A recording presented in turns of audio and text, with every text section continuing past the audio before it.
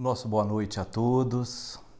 Mais uma vez, sob a direção do Centro Espírita Nova Era, nós estamos tendo a feliz oportunidade de aqui estarmos hoje como companheiro, o nosso amigo Ceará, para mais uma vez conversarmos um pouco sobre os ensinamentos de Jesus, sobre a doutrina espírita. Estamos iniciando mais um programa Estrada de Damasco.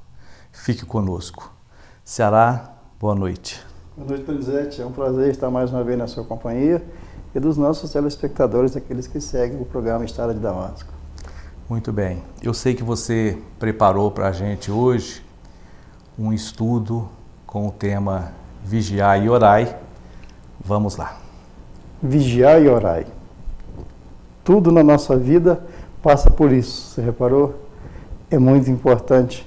Nós temos que vigiar de instante em instante as nossas atitudes, o nosso comportamento, os nossos sentimentos, para que nós nos coloquemos diante da seara de Jesus, de maneira a observar tudo aquilo que Deus colocou na nossa consciência como lei e tudo aquilo que Jesus nos ensinou durante a sua trajetória na Terra e continua nos ensinando.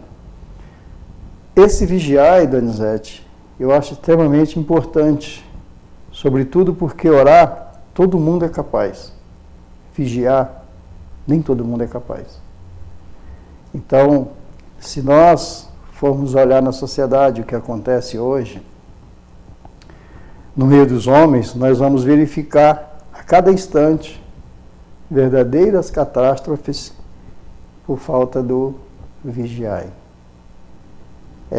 Muitas vezes nós nos encolarizamos por uma razão, às vezes fútil, e tomamos uma atitude por falta de vigilância, da qual precisaremos, depois de muitos anos de reparação, para corrigirmos aquela falha. Então, o vigiar é fundamentalmente importante na vida de cada indivíduo, na vida de cada ser. O Evangelho de Jesus nos coloca que nós devemos bater a porta, pois ela vai sempre se abrir. O Evangelho de Jesus nos coloca que nós devemos amar a Deus sobre todas as coisas e ao próximo como a nós mesmos. E a maior preocupação que eu vejo no aspecto do vigiar e orai, é que nós não temos para com o nosso próximo, com o nosso semelhante, essa paciência necessária, esse entendimento necessário desse ensinamento, porque nós estamos sempre esperando que o outro seja perfeito, como nós somos, entre aspas.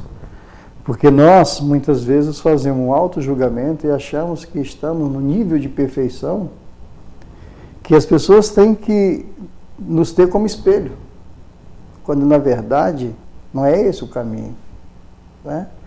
Nós temos situações extremamente adversas na nossa vida e, muitas vezes, nós não nos apercebemos disso e apontamos sempre a responsabilidade para o outro. Isto é em vigilância. Está em vigilância. Então, muitas vezes eu oro, o indivíduo ora, mas esqueceu-se de que os seus pensamentos estão no nível de poluição mental extremamente altos e que não podem fazer parte da sua condição humana sequer. Porque muitas vezes o homem se determina a achar que o outro não tem valor nenhum e faz um julgamento totalmente equivocado, equiparando esta outra pessoa a uma situação deprimente, quando na verdade, quando nós fazemos isso, quando o indivíduo pratica esse ato, ele tem que olhar primeiro para dentro de si. Onde é que está o Cristo dentro de mim nesse momento? Onde é que estão as leis de Deus que estão impressas na minha consciência nesse instante? Então, é muito fácil, ao levantar, eu fazer uma oração, agradecer a noite de sono, e pedir proteção para o dia que está começando. É muito fácil, ao deitar, eu fazer uma oração, agradecer o dia que eu tive e ter uma boa noite de sono, ou pretender ter uma boa noite de sono. O que é difícil, eu entendo, é nós nos reportarmos a questão 419 de O Livro dos Espíritos e entendermos o que Santo Agostinho coloca para nós. 919A. Exatamente. O que Santo Agostinho espera de nós naquele momento? O que ele pede para nós? Que nós passemos em desfile todas as nossas atitudes daquele dia, todo o nosso comportamento, todas as nossas ações, para ver se não ofendemos a ninguém, para ver se não atacamos a ninguém, para ver se não negligenciamos o nosso amor humano, esse amor que Jesus professou e que professa para cada um de nós, em favor de outrem. Então, muitas vezes nós não fazemos isso, porque como nós não nos vigiamos de instante a instante, nós nos tornamos pessoas instintivas, nós nos tornamos pessoas presas às sensações e às emoções e nos tornamos pessoas afastadas dos sentimentos. Então exacerba em nós o quê? O egoísmo, o orgulho, a mágoa, a ira, a raiva, não é? Então é muito complicado. Então a gente tem que estar muito atento a isso. Orar, nós sabemos que a prece é uma ferramenta magnífica, que nos coloca no patamar de entendimento e de evolução espiritual, mental, muito gratificante. Mas, se não vigiarmos as nossas atitudes, estamos agindo como aqueles irmãos dos túmulos caiados. Ceará, uma das grandes dificuldades que nós temos, nós seres humanos, é que muitas vezes nós acreditamos estar deveria estar colocando, mas muitos de nós acreditamos ser, de fato, nós acreditamos saber realmente, sermos donos da razão. Então, uma dessas maiores dificuldades que nós temos é quando nós assim acreditamos e estamos errados. E para que a gente consiga fazer essa vigilância dos nossos atos, das nossas atitudes, dos nossos pensamentos, em primeiro lugar, como você se reportou a 919A de O Livro dos Espíritos, nós precisamos nos conhecermos, né? Lembrando Sócrates, conhece-te a ti mesmo. Sem nos conhecermos, como é que nós vamos nos corrigir, nos controlar, nos cuidar, nos reeducarmos, a fim de que nós façamos esse controle e nos melhoremos dia a dia, que é o objetivo da reencarnação de todos nós. Não é isso? Exatamente isso. Esse autoconhecimento é fundamental. Então, muitas vezes nós falamos em reforma íntima.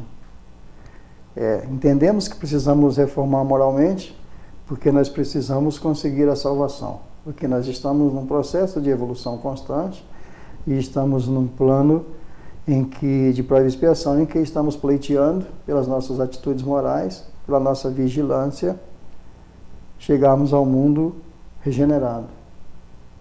Como iremos fazer isso? Como iremos nos reformar se não nos conhecemos? Então nós temos que partir dessa premissa. Tenho que me autoconhecer, saber das minhas deficiências, aceitá-las, trabalhá-las, diminuí-las, melhorá-las, e só se faz isso com vigiando, né? Dentro desse processo de vigiação, aí a oração tem uma importância muito grande, porque ela nos leva a um compêndio de entendimento, de tranquilidade, de paz, dessa paz tão necessária que a prece nos traz, que a oração nos traz, mas sempre vigiando. Donizete, é muito difícil ao homem vigiar os seus pensamentos. Mas é muito mais fácil nós desenvolvermos um processo de vigilância em nós, mas do vizinho, da vizinha, de nós mesmos é mais complicado, né?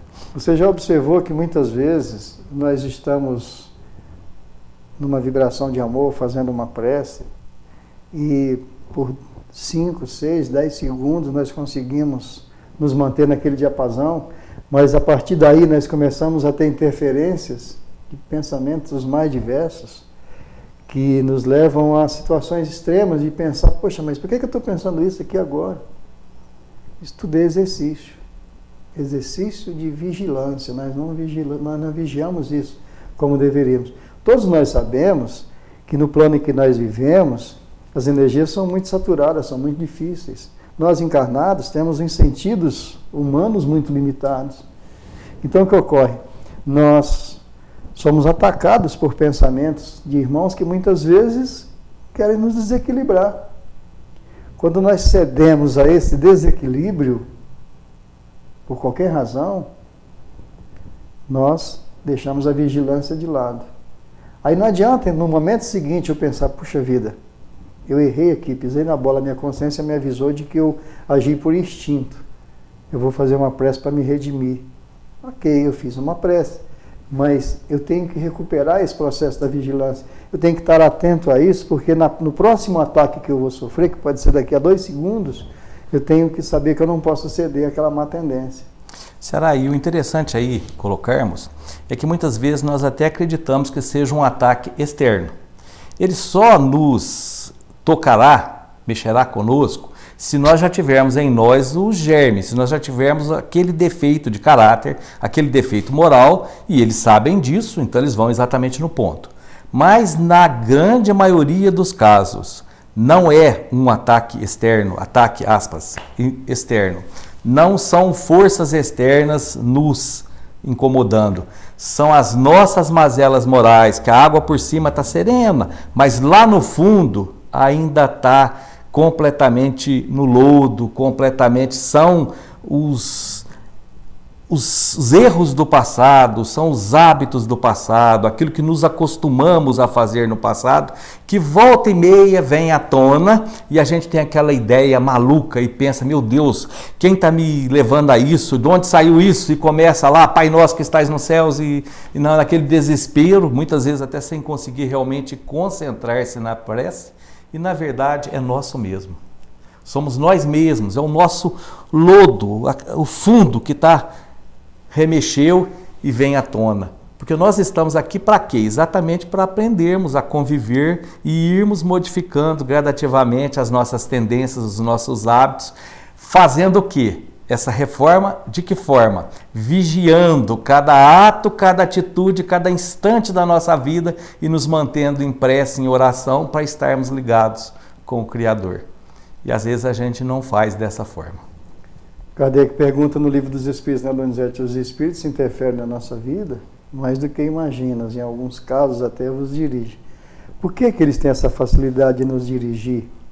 Porque nós permitimos. E por que nós permitimos? Porque nós já estamos habituados àqueles atos, aquelas situações. É cômodo para nós. Nós vivemos num estado de mesmice, muitas vezes, que é atordoante. Não é? Então, por exemplo, nós estamos na Casa Espírita ouvindo uma palestra muito bonita. E nos sentimos ali altamente felizes. Tudo aquilo que está sendo falado serve para nós. Está calando no nosso coração, no nosso espírito. Que maravilha, que coisa boa. Você pensa isso. Aí você termina a palestra, de ouvir a palestra, se despede dos amigos, toma um passo, se despede dos amigos e vai para casa. Aí entra no seu automóvel, chega na próxima esquina, recebe uma fechada. Se você não estiver vigiando as suas atitudes, tudo aquilo que você acabou de colocar no seu espírito de prazeroso, você joga fora e cobre com esse lodo que você acabou de citar. Não é isso? É a hora da prova. Bom, Ceará, vamos encerrar esse bloco, vamos ao nosso patrocínio cultural. Fique conosco, a gente volta daqui a pouquinho.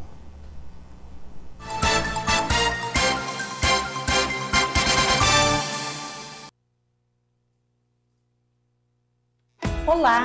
Agora você pode nos assistir também pelo nosso canal no YouTube. O endereço está aí, na sua tela. Curta, compartilhe, se inscreva. Estrada de Damasco. Há mais de 40 anos no mercado óptico, a Ótica Principal vem priorizando cada vez mais o bom atendimento ao cliente. Uma ótica de precisão a serviço da sua visão. Experiência, agilidade na entrega de serviço, facilidade no pagamento e muita seriedade. Óculos solares e receituários de grifes. Óculos é o nosso negócio. Avenida Conde Ribeiro do Vale, 485. Telefone 3551-2016. A Casa Fortaleza tem tudo o que você precisa, do básico ao acabamento, os melhores preços e as maiores variedades que você pode pagar em 6 vezes nos cartões Visa e Master. E ainda fazemos financiamentos pela Construcar e Cicobi Cred. Agora com uma novidade: você pode comprar peças e acessórios para o seu veículo na Casa Fortaleza, que fica na Rua Borba Gato 556, Recreio dos Bandeirantes. Telefone 3551-6589. Artcom, há 35 anos contribuindo para o desenvolvimento da região. Produzimos lajes, blocos, mourões e vigas pré-moldadas para a construção de sua casa. Corte e dobra de ferro e aço que agilizam e dão economia em sua obra. Saneamento básico, tubos de concreto, fossas sépticas e galerias para águas pluviais. Contamos com laboratório próprio para que nossos produtos sejam produzidos dentro das normas técnicas. Entregamos em toda a região com rapidez e qualidade comprovada. Artecom, ligue 3571-1096 e lhe enviaremos um representante. Rodovia Muzambinho Guaxupé, quilômetro 100.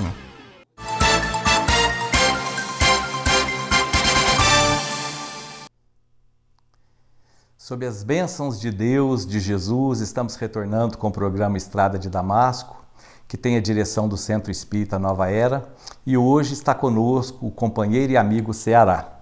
Falamos sobre vigiar e orar. E durante esse pequeno intervalo, eu me recordei que nós vamos encontrar em Lucas 9:28, no episódio da Transfiguração, Jesus subindo o monte em companhia de Pedro, João e Tiago. E aí a gente já aproveita para nos lembrarmos que essa escolha não foi feita ao acaso. Ali eram 3 médiuns, 3 apóstolos que lá com Jesus vão ver Jesus transfigurado, brilhante, brilhando como o sol, suas vestes, seu vestido alvo como o sol, e vão ver com Jesus Moisés e Elias, João Batista, que há pouco havia desencarnado. A tal ponto que Pedro pergunta a Jesus se ele quer que construa uma tenda para Jesus, uma tenda para Moisés, uma tenda para Elias, para que eles continuem ali de tão bom que estava. Mas, ao descer, os apóstolos que haviam ficado ao pé do monte, durante toda a noite, estiveram em companhia de um pai e de um jovem lunático que, a pedido desse pai, eles tentavam afastar dele o espírito que estava com ele. E não o conseguiram. Quando Jesus desce com os 3 apóstolos na manhã e faz a prece e fala com esse espírito e afasta esse espírito, os irmãos, os companheiros, os outros apóstolos queriam saber como eles não haviam conseguido durante toda a noite e aconteceu assim tão rapidamente. E Jesus dá uma resposta para que nós pensemos. É que para essa casta de espírito é preciso muito jejum e oração. Que jejum é esse, meus irmãos? Não nos enganemos. Não é o jejum do cigarro, da cerveja, da carne, não é o jejum da boca. É o jejum moral. É o jejum do vigiai, do cuidar de si, do não fazer aquilo que não devemos fazer. Esse é o jejum, para que nós consigamos estar em condições de, na oração, ligação com Deus, estarmos isentos das influências desses espíritos, que é o que o Ceará já nos colocou de outra forma, né, Ceará? Exatamente isso. Esse jejum moral, ele é pertinente na sociedade hoje, a muitos irmãos ainda, né? Nós estamos vivendo uma época de grande turbulência, sobretudo nas questões morais, nós estamos vendo isso. E aí, enquanto você falava, eu estava me lembrando da importância da fé nesse processo todo. Porque todo mundo gosta de ter fé, busca fé, tenta conseguir cada vez alcançar mais fé pelas suas atitudes, por aquilo que vai aprendendo, por aquilo que as doutrinas, as escolas religiosas colocam. E cada indivíduo dentro da sua escola religiosa procura professar cada vez mais a sua fé, com nível de entendimento cada vez maior. Mas essa fé, para ela ter esse pão moral, precisa passar pela vigilância. Precisa necessariamente passar pela vigilância. Muito importante isso. E eu estava me lembrando aqui de uma palestra do nosso venerando Dr. Haroldo, quando ele coloca no livro Brasil, Coração do Mundo, Pátria do Evangelho, que Emmanuel não escolheu um historiador, mas escolheu um homem de pujança na escrita, que foi Humberto Campos, para colocar aquilo pelo sentimento do amor. E ele relata ali e pede, e Jesus marca uma audiência com Ismael, né? E até ele faz uma colocação interessante, onde ele diz, Jesus, se fôssemos ver a carteira de trabalho, Jesus era governador de um planeta, Ismael governador de um país. Então ele pede para Ismael o quê? Vigilância e disciplina, não é? E aí ele retrata isso de uma forma muito interessante, porque essa vigilância, essa disciplina está dentro desse processo do vigiar, porque nós temos uma dívida, nós brasileiros temos uma dívida muito grande com a questão dos escravocratas.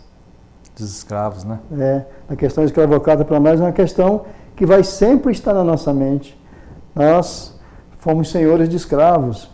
Então, naquela época, e o Haroldo coloca isso com muita propriedade, você não podia, você tinha com uma condição financeira resolvida, você não ia permitir que a tua filha lavasse o prato que comeu, porque você tinha gente para fazer isso. Então ele coloca que o grande legado que Jesus nos cobra naquela obra é o trabalho. O trabalho é fundamental, né? E para a gente trabalhar, produzir, ser útil, tem que ser dentro do aspecto da fé, do amor, da caridade, da divindade, mas sempre preocupado com a vigilância. Será dentro disso que você falou, olha a disparidade. O pai não permitia que a sua filha se trocasse, se penteasse, lavasse o seu prato, cuidasse das suas coisas mais próximas.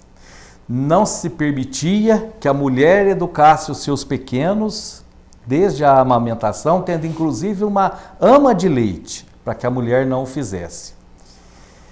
Olha o contraponto. Jesus, em sua época, a coisa mais humilhante que existia era quando alguém chegava todo empoeirado, um escravo, alguém lavar os seus pés.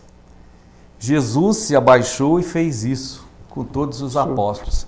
Então o rei do mundo lavou os pés.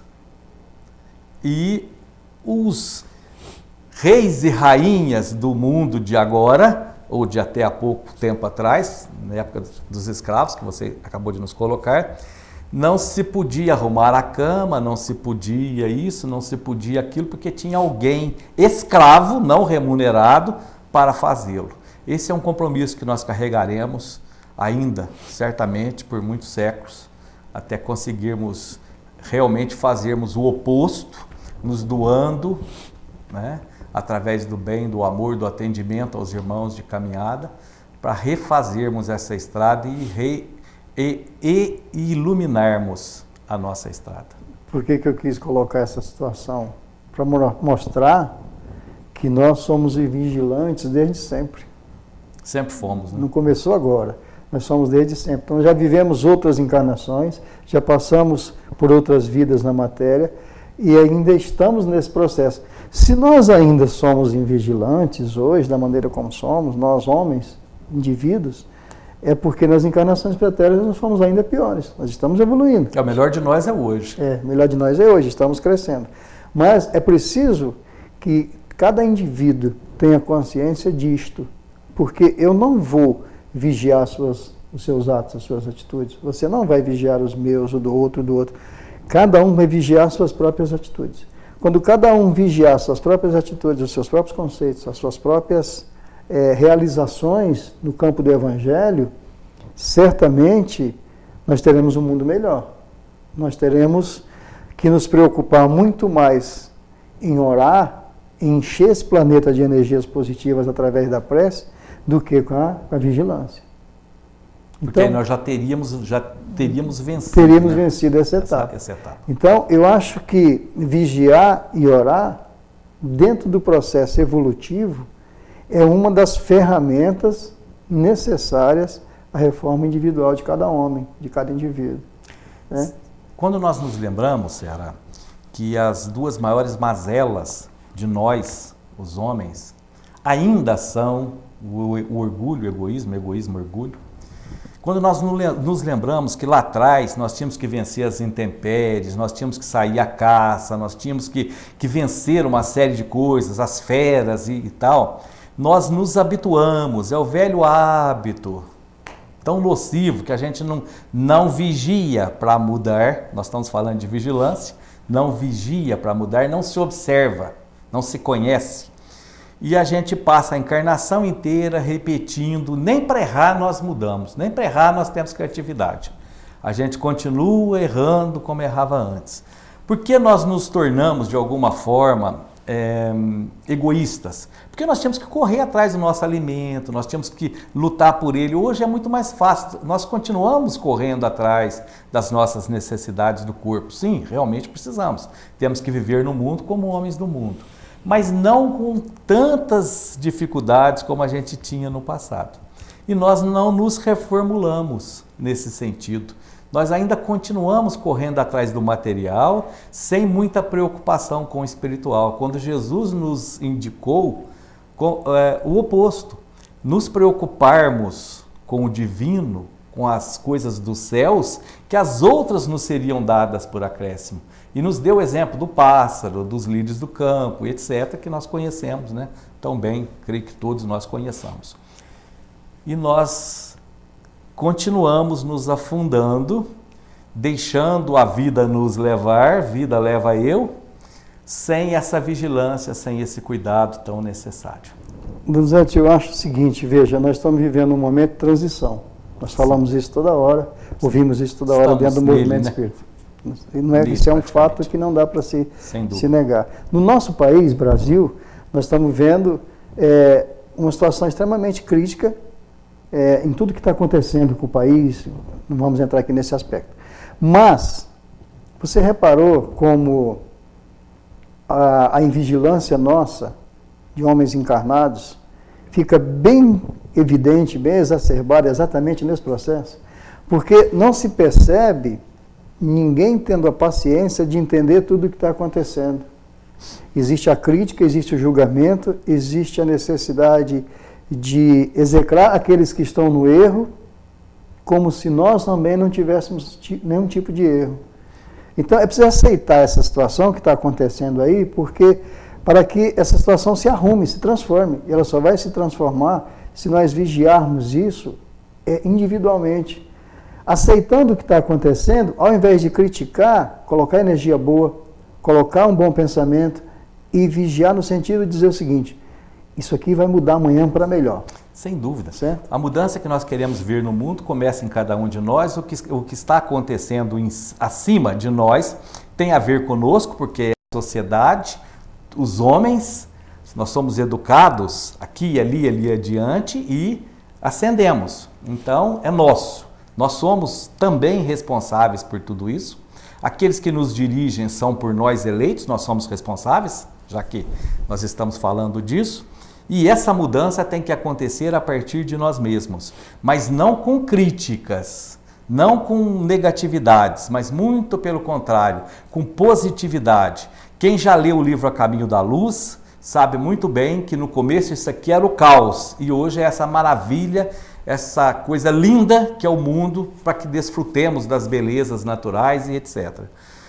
Cabe a cada um de nós cuidar da sua parte, cuidar de si mesmo, reformar a si mesmo, melhorar a si mesmo, vigiando seus hábitos, suas atitudes, melhorando-as à medida do que nos seja possível e orando sempre a Deus, buscando no amor de Deus, nas bênçãos dos céus, as forças necessárias para que consigamos essa modificação e abençoando aqueles que têm sob seus ombros esse peso, essa responsabilidade. Suas palavras finais, Sérgio. Só agradecer e lembrar de uma frase célebre de Francisco Cândido Xavier: nessa vida, tudo passa. Que Jesus nos abençoe a todos. Muito obrigado. Assim seja.